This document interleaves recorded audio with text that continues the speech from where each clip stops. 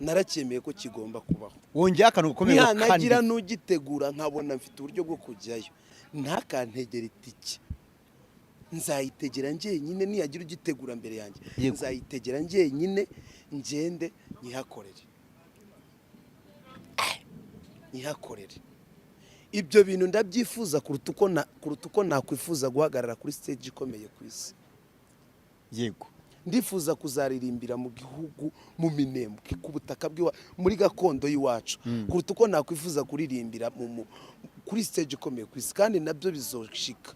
Ndabisaba Imana. nk'uburi muri Amerika, yes, bagutumiye mu irahira rya perezida, bati perezida wa Amerika yongeye gutorwa, byigeze kuba ku muramyi w'umunyarwanda, bati Frank uhawe amahirwe y'uko uri performing imbere y'abanyamerika bose na perezida ahari, cyangwa se turagutegurira igitaramo iminembwe, wahitamo iki? najya mu minembwe.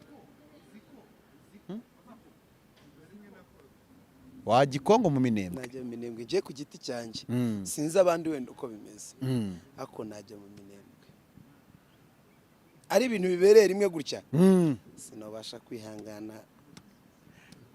Bakongera bati kandi mu minembwe uritegera, sinabasha kwihangana. Iki cyo ndakikubwiye, bati ntituri buguhembe n'icya 10.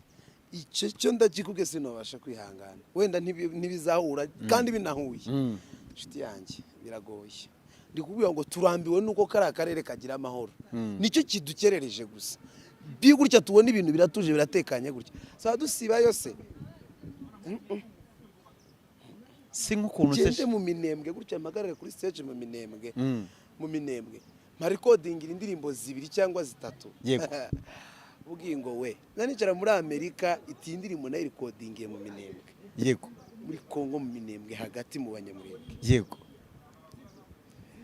Ico ni ikintu kitazibagirana mu mutima wanje kugeza mpfuye. Nashaka ngatambuka, oya agenda birangiye bashatse bavuga bati tahire nta kibazo, watawutuje. Ndifuza kugera kuri byinshi pe, ndifuza kugera ahantu henshi pe, yego. ariko icyo nifuza kuruta ibindi byose ni hariya, ni ukuririmbira iminembwe ni muri Kongo.